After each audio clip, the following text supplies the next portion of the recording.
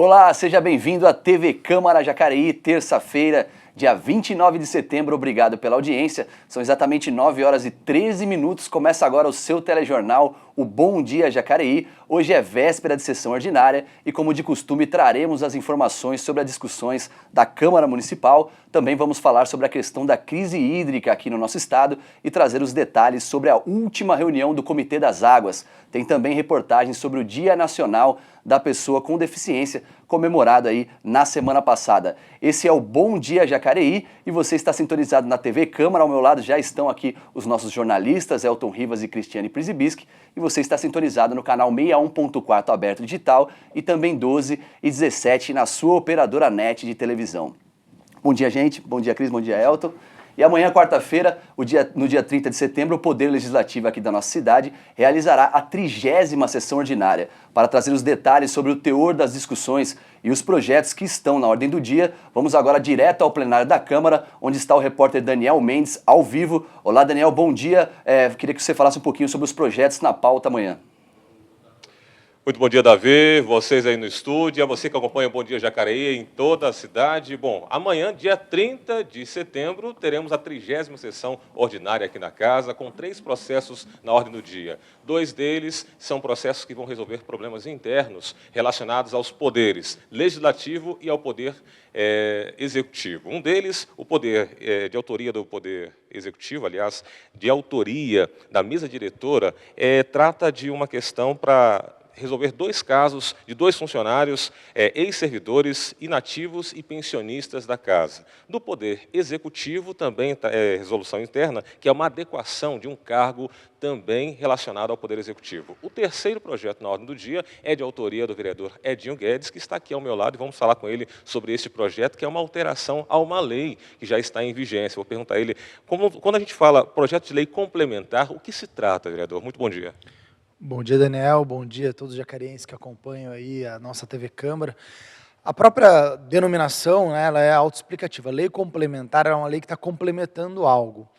Esse complementar é sempre complementando a lei maior, ou da União Federal, que é a Constituição Federal, ou do Estado, que é a Constituição Estadual, ou do município, que é a Constituição Municipal, que na verdade tem o nome de Lei Orgânica do município. Então, a lei orgânica ela traz os assuntos gerais e precisa de leis complementares para regulamentar esses assuntos gerais que ela traz. O que nós estamos alterando é exatamente isso. A lei orgânica prevê que o município tem que ter uma política de gestão inteligente do recurso hídrico, da água, né? E nós estamos vivendo aí esse momento de crise hídrica, de falta de água, de desperdício, dos reservatórios baixando. E a nossa ideia foi apertar um pouco ou regulamentar uma situação bastante corriqueira. Nós recebemos, às vezes, até denúncias, fotos, filmagens do desperdício de água por parte da população. Então, nossa ideia é regulamentar essa situação agora. Maravilha. Esse projeto está relacionado, então, àquele projeto com relação ao uso da água, é isso, por parte da população? Isso. Já existia, então, a lei complementar que estabelecia alguns critérios, que já vedava, proibia alguns comportamentos que configuram o desperdício da água. Por exemplo, lavar carro na via pública. Isso já é proibido hoje pela lei complementar municipal.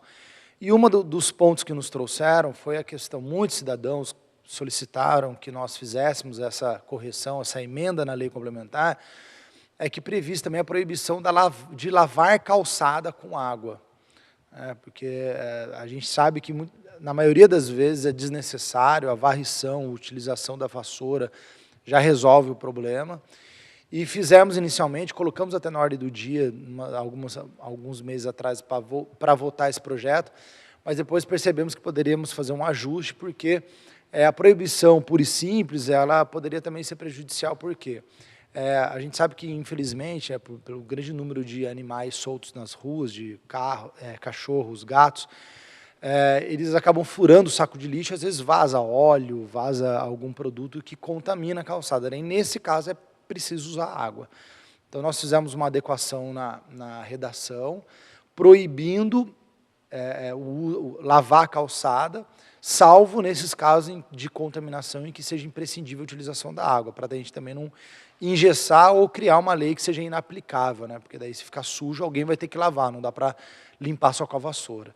Então, com isso, nós damos o recado à população, né, do uso consciente. A gente sabe que o desperdício da água é tanto do poder público, que tem que ser eficiente no fornecimento da água, evitar vazamento e tal. A gente tem que diminuir os 30%, que é a média de desperdício que hoje a gente tem com as canalizações que chega até as casas.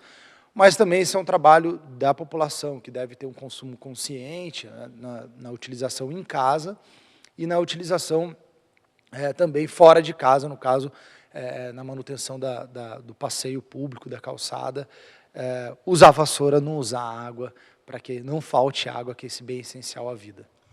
Uma última pergunta, vereador. Além de ser um projeto completamente de conscientização por parte da população, claro que vai haver também fiscalização por parte do poder público com relação a isso. Então, continua também valendo para aqueles que continuarem a ser aí inconscientes. Existe alguma penalidade para aqueles que continuarem a ser inconscientes? Sim. Como nós estamos fazendo uma emenda na própria lei complementar, então já existe um artigo que prevê todas essas situações e prevê a penalidade. Então, nisso nós não estamos inovando em nada. Já existe essa penalidade, já existe essa proibição, já está lá essa lei, se eu não me engano, é desde 2008, então é uma lei bastante antiga. Já existe isso, nós estamos só incluindo mais um comportamento que passa a ser fiscalizado. Então, vai ser sim penalizado aquele que, com o advento da lei, descumprir isso. Nós esperamos, obviamente, que pela Secretaria do Meio Ambiente e o próprio SAI, né, o grande interessado e responsável pela gestão responsável da água, que eles ampliem, né, a campanha de conscientização, de informação, principalmente com o advento dessa lei, para que possamos aí, a ideia não é multar, a ideia é educar, né, mas infelizmente quando não se tem uma consequência, a mudança do hábito demora mais, a gente não tem tempo de esperar essa mudança de hábito com o desperdício de água que tem sido cada vez maior. Certo, muito obrigado pelas informações, vereador Edinho Guedes. Então, Davi, lembrando que esses 3 processos serão votados amanhã durante a 30ª sessão ordinária da Câmara, que começa às 9 horas da manhã e com transmissão ao vivo aqui pela TV Câmara. Com a imagem de Eduardo Koga, voltamos ao estúdio.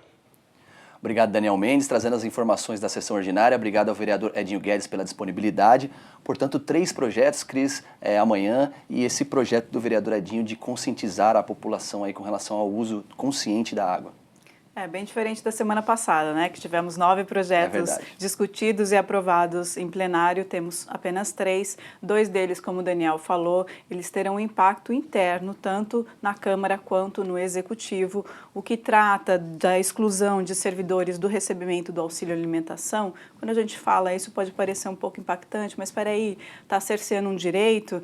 Na verdade, a Câmara está se adequando à lei federal, que já prevê que não seja pago esse auxílio alimentação aos servidores que são aposentados. Esses são apenas 2 servidores que ainda recebem pela Câmara, não pelo IPMJ, então vai ser adequado nessa lei que deve ser aprovada amanhã.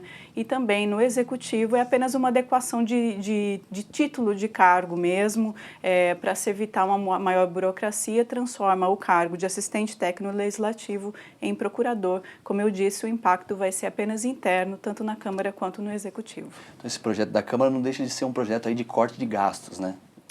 Sim, é um quarto de gastos, vai ser bem pequeno, são apenas 2 servidores, né, como eu disse, mas Não deixa de ser. Não deixa de ser, Davi. É verdade, obrigado. E voltando aí, aproveitando aí o ensejo de falar um pouquinho sobre a água, o estado de São Paulo vive a maior seca dos últimos 80 anos. Os reservatórios da bacia hidrográfica do Rio Paraíba do Sul atingiram os mais baixos índices de sua história. Em janeiro deste ano, os reservatórios de Paraibuna e Santa Branca atingiram o volume morto de sua capacidade. Além dos efeitos do clima, com a seca e a falta de chuva, a situação tem se agravado em função também da má gestão dos nossos recursos hídricos. E foi pensando em propor soluções e formas de preservar esse bem tão necessário que o Comitê das Águas aqui de Jacareí realizou uma reunião aqui na Câmara Municipal. Pensar soluções e refletir os atuais desafios de um bem tão precioso, a administração da nossa água. Essa foi a proposta da 42ª reunião do Comitê das Águas de Jacareí. O encontro aconteceu na data em que é comemorado o Dia do Rio Paraíba do Sul e o objetivo foi atualizar a situação da bacia hidrográfica do rio. Foi muito legal porque a gente se sente bem comemorando o Dia do Rio Paraíba do Sul. Dia 22 de setembro não passou em branco e como a gente não tem o que festejar, como o Dia do Rio Paraíba, a gente está aqui trabalhando, está aqui debatendo soluções para os problemas nossos de água. Em formato de debate, o encontro contou com a participação de especialistas e membros do comitê, além da Promotoria de Meio Ambiente, representantes do SAI e os vereadores Fernando da Ótica Original e Edgar Sasaki. O geólogo Edilson de Paula abriu a reunião abordando a atual situação da bacia e reforçou que, além da falta de chuvas, o planejamento na gestão dos recursos hídricos é fundamental. De fato, a seca de 2014 e até agora, em 2015, em um determinado período, foi a pior seca dos últimos tempos, dos últimos 80, 85 anos. Isso é um fato. Agora, se tiver uma boa gestão da água que existe aqui na região do Paraíba, na bacia do Paraíba, nesses 4 reservatórios, Paraibuna, Santa Branca, Jaguari e Funil, nós temos água suficiente para enfrentar as crises. Então, o que aconteceu?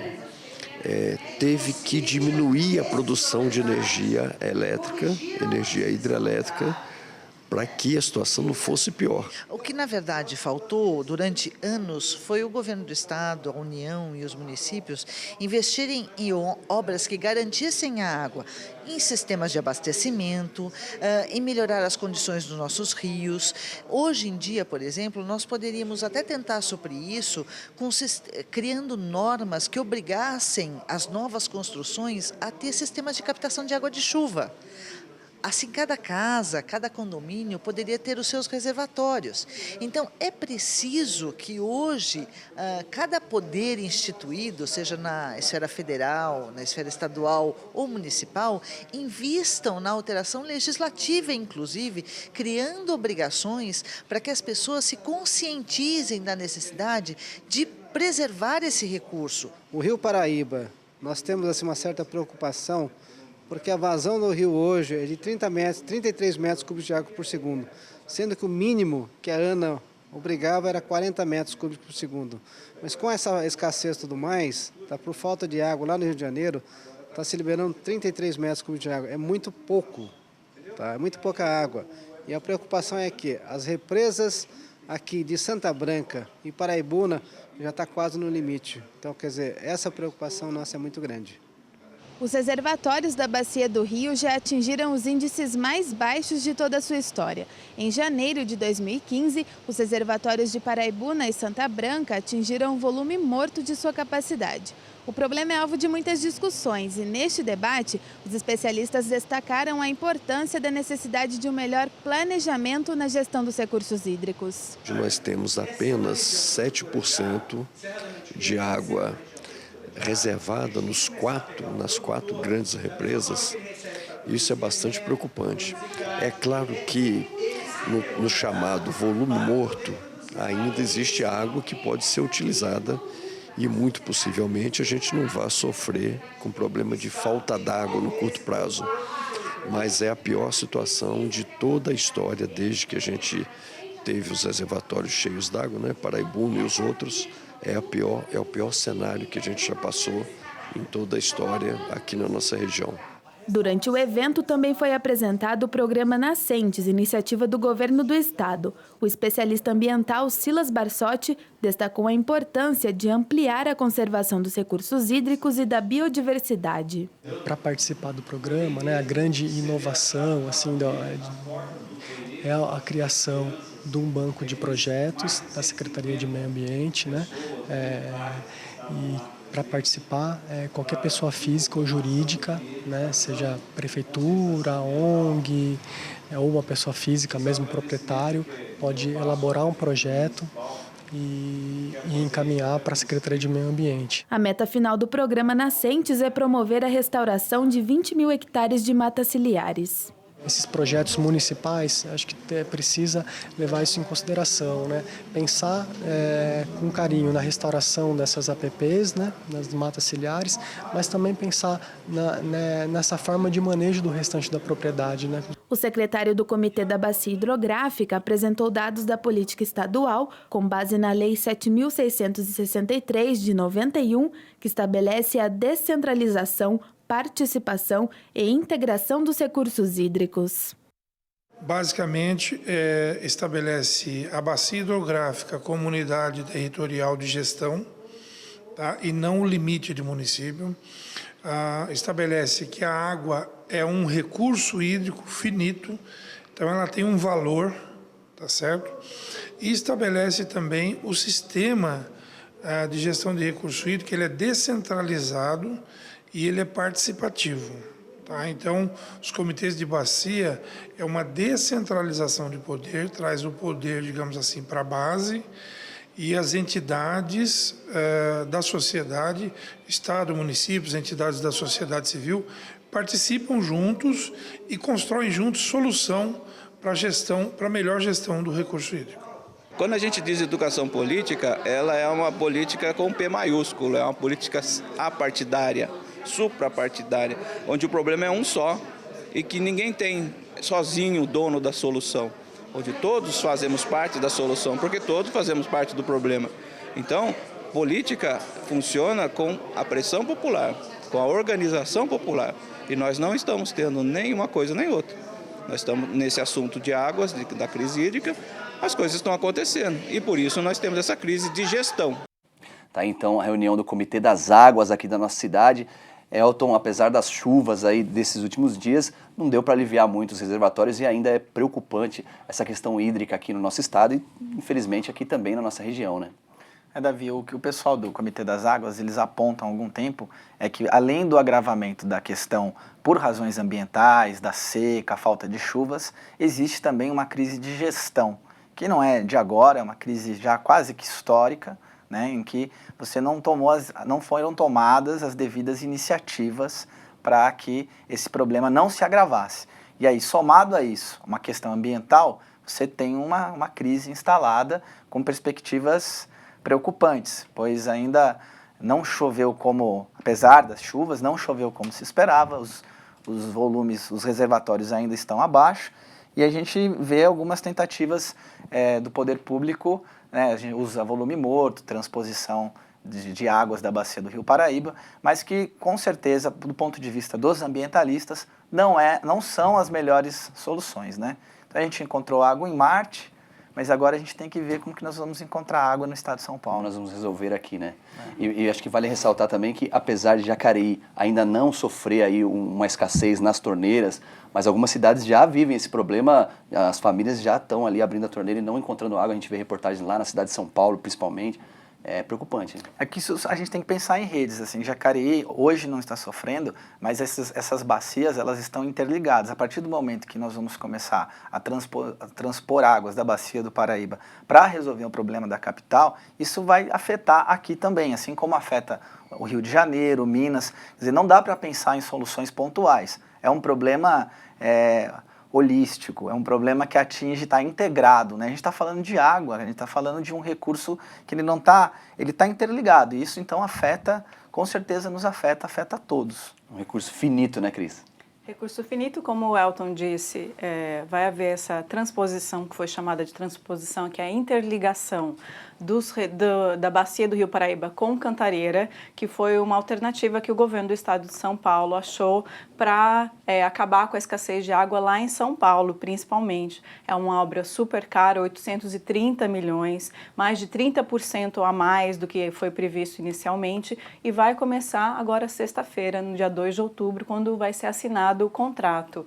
Essa obra deve durar 18 meses, a interligação do Paraíba com Cantareira, e a obra reversa do Cantareira para o Paraíba, ela tem um prazo de 33 meses, mas só vai começar quando essa primeira etapa terminar. É importante dizer que essa obra foi bastante criticada. Até o momento não se tem os impactos que vão acontecer na bacia do Rio Paraíba, do Jaguari, na verdade, o que tem sido uma crítica bem grande. O que vale, a gente podia discutir aqui, se esse valor não seria melhor aplicado em outras medidas, como a recuperação de nascentes, recuperação de margens de rio, ou a criação mesmo de leis. A gente está aqui no Legislativo falando em leis, criação de leis que obriguem as novas construções, por exemplo, a captar água da chuva. Essa seria uma medida que poderia ser tomada. Seriam mais sustentáveis, né, Cris? Mais sustentáveis, porque a gente não sabe dos impactos ainda que vão acontecer com essa interligação do Cantareira com o Paraíba. Como a gente viu nos dados ali na matéria, a nossa bacia está com 7%, 7 e pouco por cento do volume útil. A ideia é que não entre no volume morto, que é aquele que existe abaixo das comportas. É uma situação preocupante que todos devemos trabalhar por ela, Davi. É isso aí. Inclusive, como a Cris falou, essa obra foi muito criticada aqui pelos parlamentares da região. Inclusive, alguns vereadores aqui da nossa cidade foram até a Assembleia e criticaram essa obra. E no próximo bloco, nós vamos apresentar as atividades legislativas dos parlamentares eleitos por você e saiba também mais sobre o Dia de Luta da Pessoa com Deficiência comemorado na semana passada. O Bom Dia Jacareí volta em instantes, agora 9 horas e 33 minutos.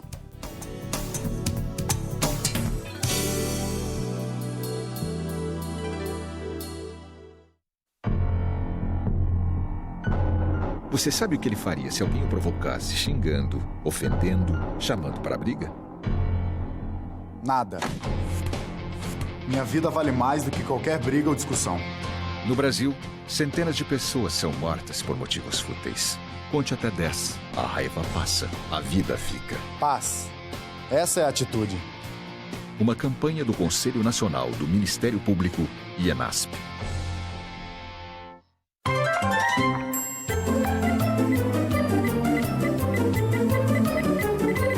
Turminha do MPF. Assunto de gente grande pra gente pequena. O Ministério Público Federal defende os nossos direitos. Mas, professor, os meus direitos? Os seus? De quem? Não de uma, duas pessoas, Malu, mas os direitos de todos os brasileiros. Por exemplo, você pede para alguém comprar seu lanche e ele pega o seu dinheiro e some. Vou atrás do meu dinheiro. Pois é, se fosse dinheiro público para comprar a merenda escolar de todos os alunos, o Ministério Público Federal é que entraria em ação. Ah, entendi, professor. Ministério Público Federal, pelo que é de todos. Ministério Público Federal. Seu direito, nosso dever.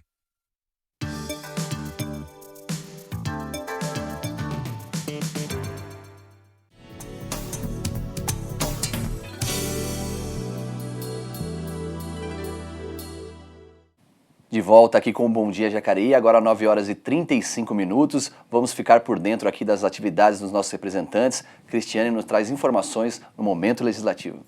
Isso mesmo, Davi. Eu vou começar com o vereador Antonelli Marmo, que é do PT, que pediu que a Polícia Militar em Jacareí intensifique as rondas nos arredores da Praça dos Expedicionários, que fica na região central da cidade. Segundo Antonelli, o objetivo do maior policiamento é coibir furtos e roubos, além de inibir o tráfico e o consumo de drogas.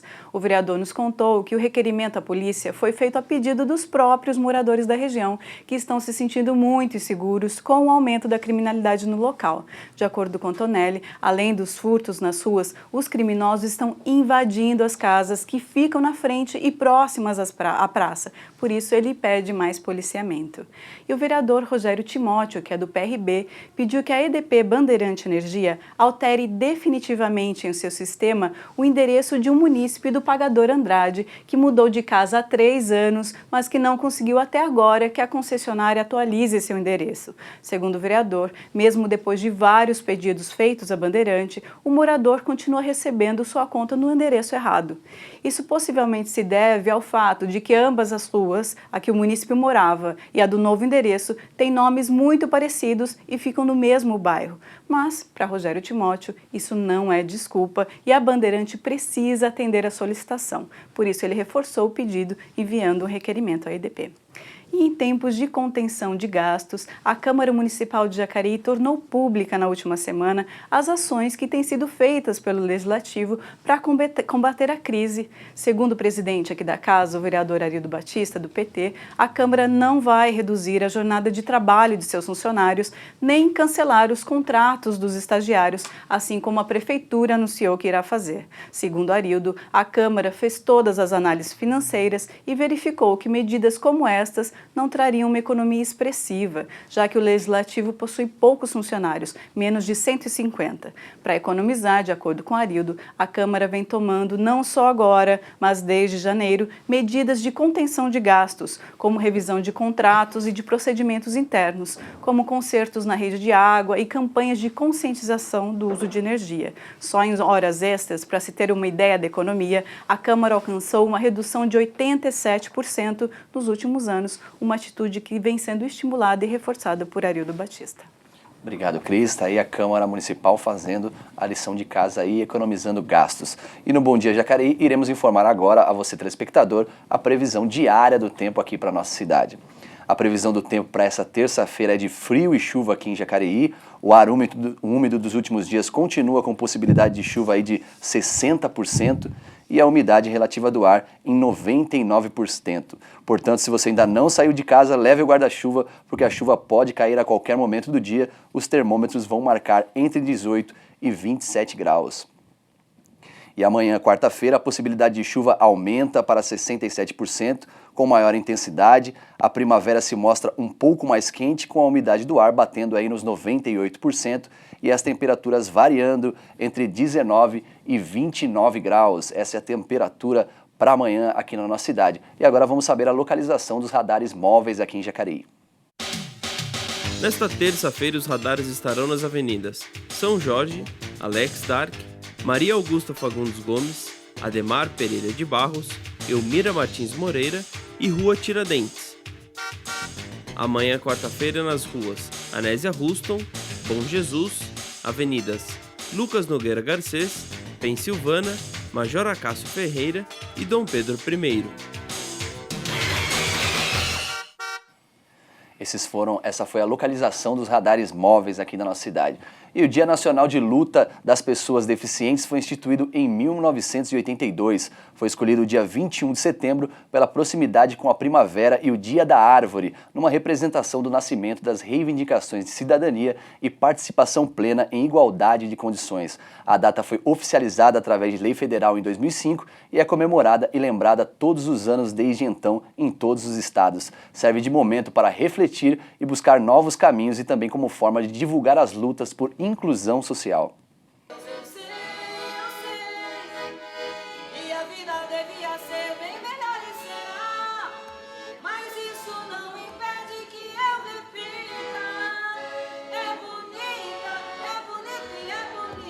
Foi ao som de O Que É de Gonzaguinha que teve início em Jacareí o evento que comemora o Dia Nacional da Luta da Pessoa com Deficiência. E ninguém melhor que Terezinha para fazer a abertura do evento. Ela nasceu sem a visão, mas a deficiência não a impediu de se formar como psicóloga e de aprender aos 15 anos e sozinha tocar o complexo acordeon. Não existiam muitos recursos quando eu fiz a faculdade, agora já tem mais, agora tem lupa eletrônica, agora tem a informática que ajuda bastante, mas não pode desanimar não, tem que estudar, tem que trabalhar, tem que ser um cidadão como qualquer outra pessoa. O evento contou com 2 palestras que apresentaram o histórico e o estatuto da pessoa com deficiência, debatendo e tirando dúvidas dos participantes. Durante o evento, Uberlândia foi citada como referência no processo de inclusão da pessoa com deficiência no país. E segundo o vereador Paulinho do Esporte, esse é o exemplo que Jacareí quer seguir. Hoje, exemplo, são as rampas, tá? São as travessias elevadas que hoje também já está facilitando muito a vida. O cadeirante pode passar. as novas calçadas no centro da cidade. Agora vão trabalhar em cima dos sinais, entendeu? Do farol de trânsito, para poder facilitar muito mais a vida do deficiente. Eu falo nessa forma porque eu faço parte dessas pessoas portadoras de deficiência. Então eu sei como é a dificuldade. Eu tive um problema de retina e foi uma deficiência que, infelizmente, não esperava. Então a gente sente, eu senti nos olhos aquilo que as pessoas deficientes de visão sentem. E é muito importante não só para as pessoas que já são deficientes, mas para todos nós a participação, o envolvimento, porque todo mundo está sujeito a uma deficiência. Antônio Marcos é membro do Conselho Municipal dos Direitos da Pessoa com Deficiência de Jacareí e dá aulas de artesanato para crianças e adolescentes em uma ONG. Ele garante que a arte é um importante aliado na recuperação de pessoas que adquiriram alguma deficiência. Você nascer com deficiência é uma coisa, você adquirir ela com 33 anos, igual no meu caso, eu não nasci deficiente, eu adquiri ela com 33 anos. Eu superei ela através da cultura, isso eu quero mostrar para meus alunos que posso superar ela através da cultura. Um dos convidados e exemplos de superação na cidade foi o paratleta e medalhista Antônio Leme, o Tó, que não pôde comparecer ao evento. Infelizmente o Tó tá doente, mas não é nada grave.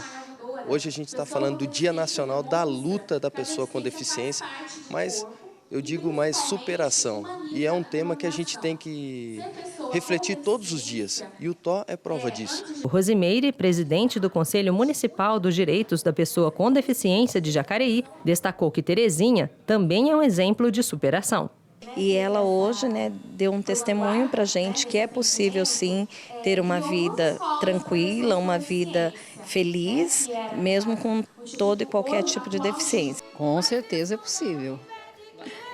Basta querer e ter apoio e buscar isso, porque é um direito da pessoa.